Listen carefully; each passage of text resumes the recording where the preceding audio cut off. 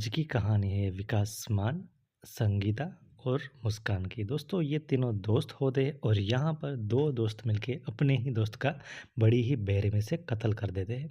और दोस्तों जब आप वीडियो को आप पूरा सुनेंगे और उसके बाद जब आप इस कत्ल की वजह जब आप सुनेंगे, तो मैं आपको दावा करता हूँ कि आप बहुत ही ज़्यादा चौंक जाएँगे कि क्या इतनी सी छोटी-सी बात के लिए भी कोई अपने ही दोस्त का कत्ल कर सकता है?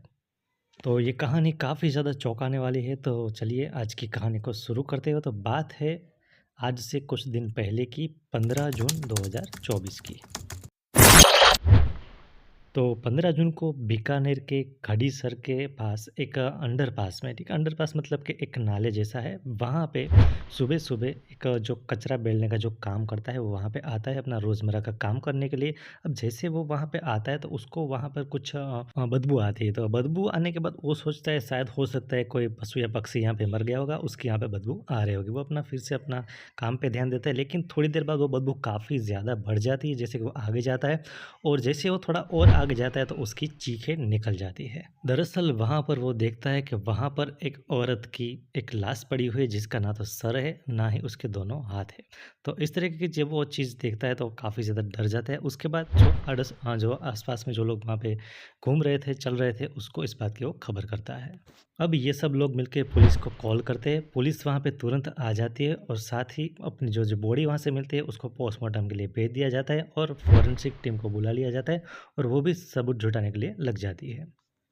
और अब इसके बाद पुलिस जो वहाँ पे लोग खड़े होते हैं उनसे बात करती है, तो क्या आपने किसी को यहाँ पर देखा है कि इस तरीके की बॉडी को यहाँ पे फेंकते हुए, या तो फिर कुछ भी ऐसी चीज़ जो आपको थोड़ा-सा भी आपको शक हो, तो ऐसी कोई चीज़ अगर आपने देखी है तो आप हमें बताइए। लेकिन वहाँ से उनको कोई भी ऐसी कोई जानकारी नहीं मिलती है।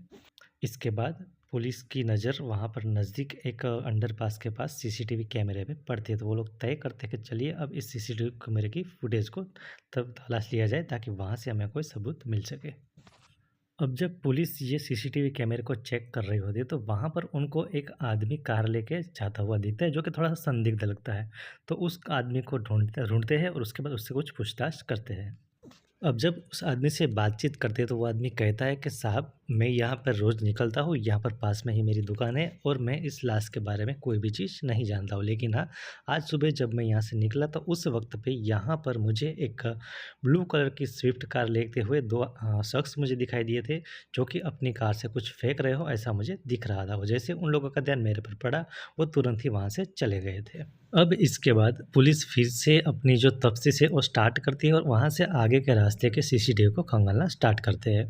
अब वही वहाँ पर आगे वाले सीसीटीवी कैमरा में उनको एक ब्लू कलर की स्विफ्ट कार दिख जाती है। और अब यहाँ पर इस सीसीटीवी कैमरे के फुटेज की मदद से इस वाले ब्लू कार के नंबर की मदद से उनको विकास मान की जानकारी मिलती है। अब विकास मान के बारे में जैसे उनको पता चलता है, वो लोग उसके घर पर चले जाते हैं। अब इसके बाद पुलिस वाले जैसे विकास मान के घर पर जाते हैं, तो विकास मान वहाँ पर घर पर ही उनको मिल जाता है। उसके बाद वो पुलिस को देखने के बाद थोड़ा-सा चौंक जाता है, थोड़ा-सा डर भी जाता है। उसके बाद पुलिस वाले उसको एक सवाल पूछते हैं और वो एक फ़ोटो दिखाते हैं, जो कटी हुई बॉडी थी, उसकी फ़ोटो दिखाते हैं और उसको पूछते हैं कि क्या आपको इसकी बॉडी के बारे में कुछ जानकारी है? तो उस टाइम पे विकास मान बिल्कुल मना कर देता है, मैं इसके बारे में कुछ भी नहीं जानता हूँ। अब कुछ देर उसके साथ बहस करने के बाद पुलिस उसको अपने साथ थाने में ले जाती है और उसके बाद कुछ सख्ती से उसके साथ पूछताछ करती है। तो उसके बाद वो सारी चीज़ें बताना शुरू कर देता है। अब यहाँ पर विकास अपनी कहानी बताता है। सबसे पहले वो बताता है कि उसकी एक महिला मित्र है जिसका नाम है संगीता। वह उसके साथ लिव इन में रहता है। दरअसल वह दोनों हनुमानगढ़ के ही है और वो दोनों एक दूसरे को पसंद करते हैं और शादी करना चाहते हैं, लेकिन घर वाले नहीं माने। इस वजह से वो लोग जोधपुर भागकर आ गए और यहाँ पर लिव इन में रहते हैं।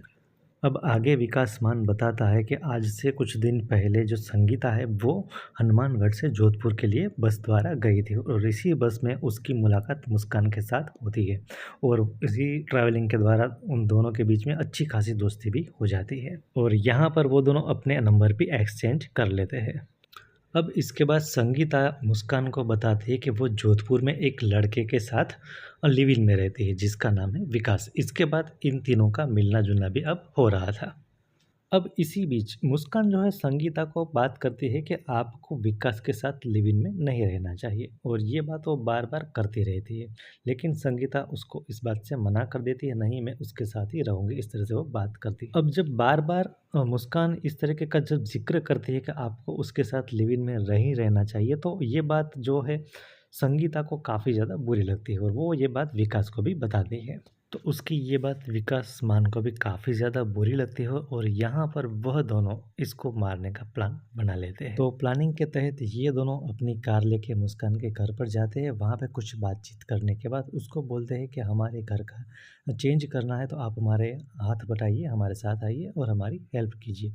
तो मुस्कान भी रेडी हो जाती है, ठीक है मैं आपके साथ आती हूँ और आपका जो सामान है उसको चेंज करने में, आपका घर बदलने में मैं आपकी हेल्प करती हूँ। ऐसा कह के वो उसके साथ जाती है और तीनों एक गाड़ी में बैठ जाते हैं जो कि विकास मान की होती है। अब थोड़ी देर गाड़ी चलाने के बाद विकास गाड़ी को रोकता है एक सुनसान जगह पे। उसके बाद वहाँ पर वो मुस्कान का गला घोंटकर हत्या कर देता है। उसके बाद उस शव को वो लोग गाड़ी चलाते हुए जो जोधपुर बाईपास से वहाँ से चलते हुए वो लोग बीकानेर के खड़ीसर पे आते हैं। अब यहाँ पर कहीं पर वो लाश को ठिकाने लगाना चाहते थे, लेकिन उससे पहले यहाँ पर एक दिक्कत थी कि जो मुस्कान थी उसके दोनों हाथों पे टैटू बने हुए थे। तो यहाँ पर विकास को ये डर था कि हो सकता है ये जो बॉडी है वो तुरंत ही पहचान में आ जाएगा। तो इसकी वजह से उसने वहाँ पे क्या किया कि उन दोनों हाथों को काट दिया और साथ ही उसके गले को भी काट दिया, मतलब सर को भी धड़ से अलग कर दिया। अब इसके बाद इस धड़ को उन्होंने यहाँ पर फेंक दिया और सर को और हाथ को अपने साथ लेते हुए आगे चले गए। फिर दोनों जोधपुर आ गए और यहाँ पर 5 बत्ती नाले के पास जो हाथ और सर था उसको भी वहाँ पे फेंक दिया और फिर वो अपने घर पे आ जाते हैं और नॉर्मल लाइफ जीना स्टार्ट कर देते हैं। यह सोच कर के अब पुलिस वाले उनको कभी भी नहीं पकड़ पाएंगे, लेकिन अफसोस कुछ ही देर में पुलिस उन लोगों को ढूंढ लेती है और पकड़ लेती है। तो इस तरह से अंत होता है एक खतरनाक स्टोरी का।